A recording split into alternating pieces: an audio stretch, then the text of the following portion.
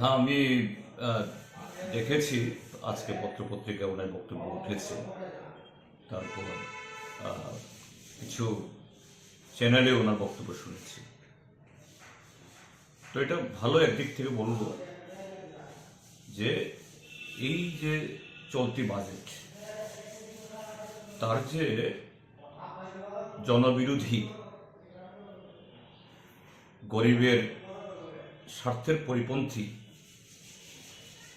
এবং গত 11টা বাজেট যেরকমভাবে এই দেশের কর্পোরেটদের সেবা করার জন্য সমস্ত বাজেট তৈরি হয়েছিল, এটা আরও এক ধাপ এগিয়ে নির্মলা সীতারামনের এই কর্পোরেট লেহানের বাজেট।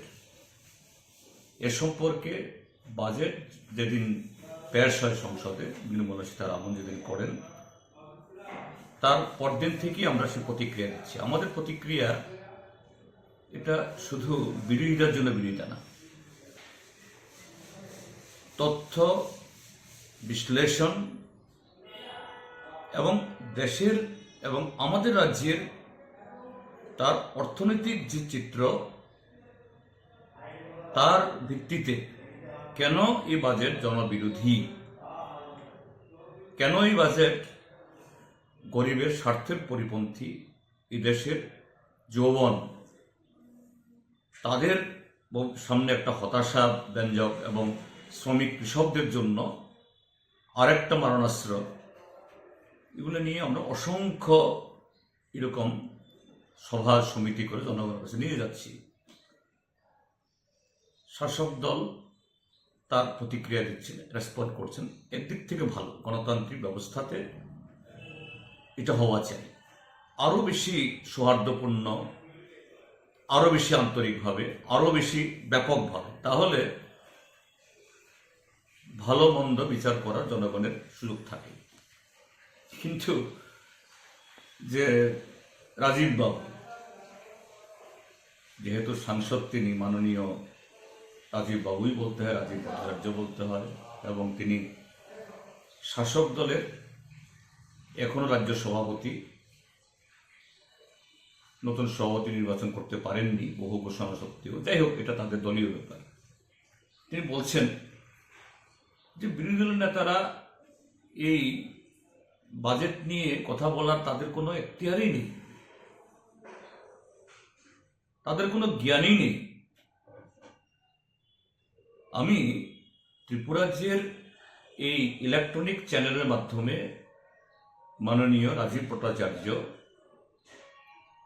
তার দল এবং এখানে যারা তাদের সরকার পরিচালনা করছেন তাদের কাছে আন্তরিকভাবে আমি আহ্বান জানাবো, বাজেট সম্পর্কে তাদের সবচেয়ে ভালো বুদ্ধা যিনি, ভালো জ্ঞান যিনি রাখেন, তাকে, এবং আমরা আমাদের দল থেকে একজনকে আমরা বসাবো, মুখোমুখি বসাবো, আলোচনা হোক বাজেট সম্পর্কে তাদের কতটুকু জ্ঞান আছে আর আমাদের কতটুকু জ্ঞান আছে তার প্রমাণ হোক। আর আমরা শুধু রাস্তায় নেমে এটা বলার জন্য আমরা বলছি না,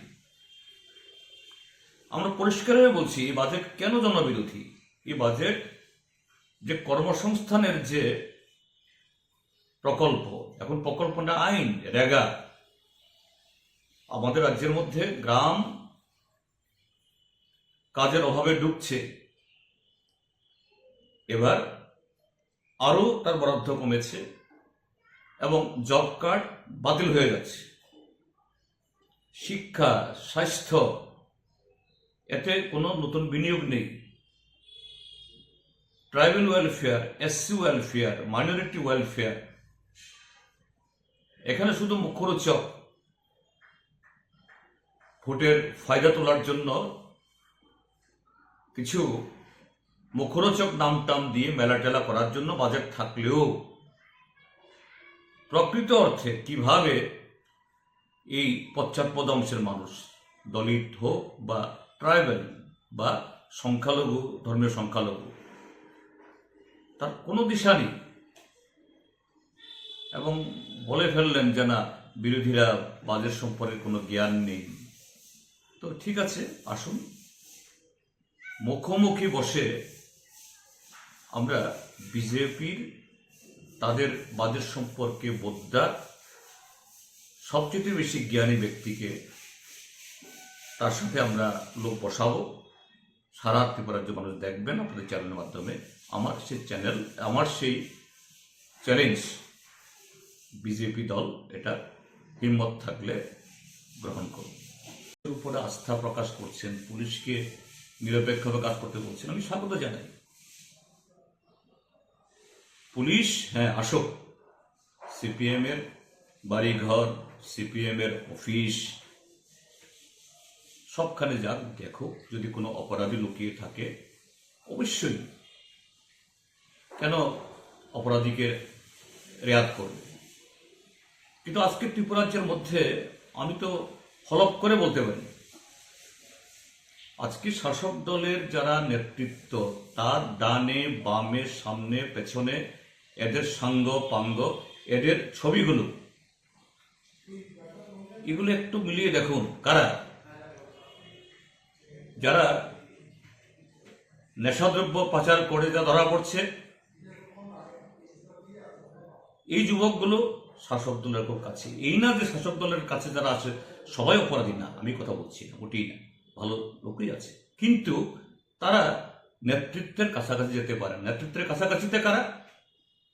তারাই নারী পাচার, মাদক পাচার, পিডব্লিউডি অফিস, ব্লক অফিস, বিভিন্ন জায়গায় সিন্ডিকেট, যারা অসাংবিধানিক পথে কোটি কোটি টাকার মালিক হচ্ছেন সারা ত্রিপুরাজ্যের মধ্যে, যাদের হাত ধরে এই নেতৃত্বরা আজকে কমিশন খেয়ে কোটি কোটি টাকার মালিক হয়েছেন, তারাই হলো এই বৃত্তের মধ্যে। সাধারণ মানুষ যারা, এরা ভিড়তে পারেন না। হ্যাঁ, পুলিশ সিপিএম এর অফিসে আসুক, বাড়িতে আসুক, অপরাধী খুঁজে বের করুক, তাদের সেই ধারায় গ্রেপ্তার করে শাস্তি হোক, আমাদের কোনো আপত্তি থাকবে না।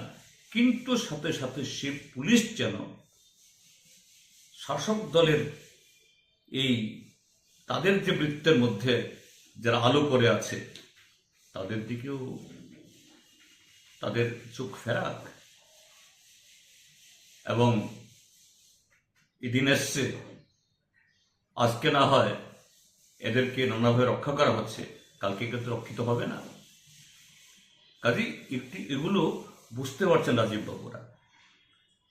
উত্তর ত্রিপুরার এক নেতা বলছেন যে আমাদের এই শহরে কোনো লাল ঝান্ডা উঠতে পারবে না, প্রকাশ্যে বলছেন কোনো লাল পতাকা উঠতে পারবে না, নিষিদ্ধ। যদিও আবার ক্ষমা টমা চেয়ে নিচ্ছেন আবার, তো ক্ষমা টমা চাইলেও ক্ষমা পেয়ে যাবে জনগণের কাছ থেকে, এটা হবে না। এবং তাদের ঘরে পুলিশ যাবে, অর্থাৎ উর্দিপরা পুলিশ না গেলেও রাষ্ট্রের প্রতি, সংবিধানের প্রতি এবং দেশপ্রেমে যারা উদ্বুদ্ধ মানুষ, সেই পুলিশ যারা আজকে এই সাময়িক এই ক্ষমতার জোরে যারা এইভাবে সারা ত্রিপুরা রাজ্যকে কুক্ষিগত করার চেষ্টা করছেন, এদের কাউকে তারা ছাড়বে না। কাজেই এই জায়গাতেই অক্সিজেন খুঁজে দেওয়ার জন্য দলের লোকদেরকে রাজীব বাবুরা এবং অন্য বাবুরা এই কথাগুলি বলছেন। আর একজন সাংসদও কদিন পরে বলছেন, কদিন যাক এদের শিক্ষা দিয়ে দেব। এই বিভিন্ন সামাজিক অনুষ্ঠানে এই সমস্ত হাত পা ছুড়ে বলছেন। এটাই হলো ঘটনা। আসল কথাটা হলো যে ভয়, আতঙ্ক ঢুকেছে, সে আতঙ্ক থেকে এই সমস্ত কথা তারা বলছেন আজকে। আসলে যদিও সিপিআইএম এর নাম করেই বলা,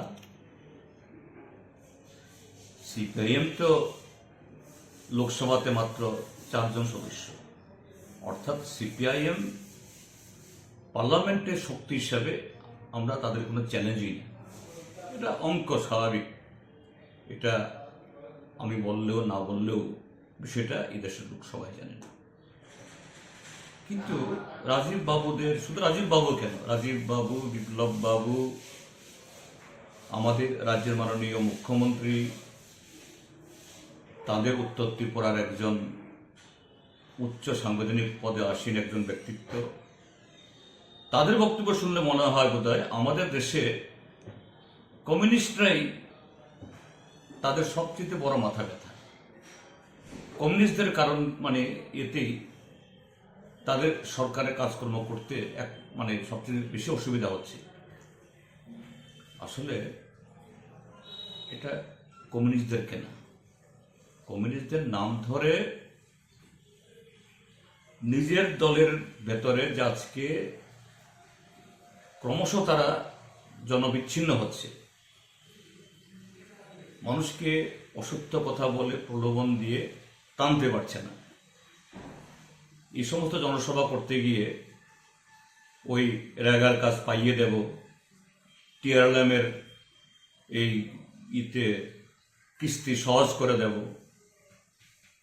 ঘরের স্কিম দেব, বা এখানে না আসলে পরে এই সমস্ত সুবিধা থেকে নাম বাতিল হয়ে যাবে, সুযোগ পাবে না, এই সমস্ত কথা বলে তাদের আনতে হচ্ছে।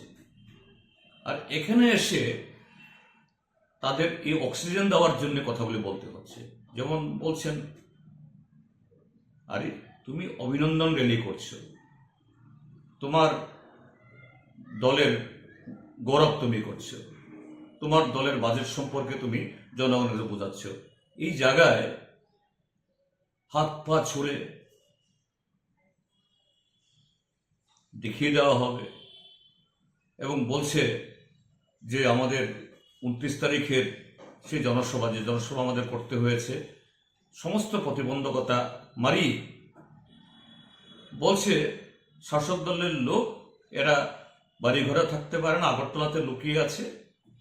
এই চুনোপুটিরা নাকি সেদিন 29 তারিখে উড়িয়ান চুমনির এই জনসভাতে, বিশাল জনসভাতে সামিল হয়েছে। তো যারা এটা দেখেছেন, সচক্ষে দেখেছেন, বা এই চ্যানেলে দেখেছেন, বা পত্রিকার ছবি দেখেছেন, পত্রিকাগুলোর খবর পড়েছেন, 0.001% লোকও কি তাদের সাথে সহমত পোষণ করবেন না? বরঞ্চ যদি আমাদের এই জনসভার মাঠ নিয়ে যদি অনিশ্চয়তা তৈরি না করত, যেভাবে অঘোষিত এই হরতাল ডেকে রেখেছিল সেদিন, রেল স্টেশনে অটো যেতে পারবে না, টমটম যেতে পারবে না, বাস চলতে পারবে না, গাড়ি থামিয়ে রেখেছে, এটা না হলে পরে আগরতলা শহরেই এটা এই জনগণের এই যে কি বলে, এই এখানে যে অংশগ্রহণ করতো, এই চাপ সহ্য করতে পারতো না। যাই হোক, মানুষ দেখেছে, আমার বলার প্রয়োজন নেই, মানুষই বলছেন এগুলো। আর তিনি বলছেন এখানে যারা লুকিয়ে শুকিয়ে আছে তারা চুনোপুটিরা, এরা অপরাধী এবং পুলিশের সাহায্য নিয়ে এদের চিহ্নিত করতে হবে, ধরতে হবে। বলবো, ভালো, আপনি পুলিশের উপরে আস্থা প্রকাশ করছেন, পুলিশকে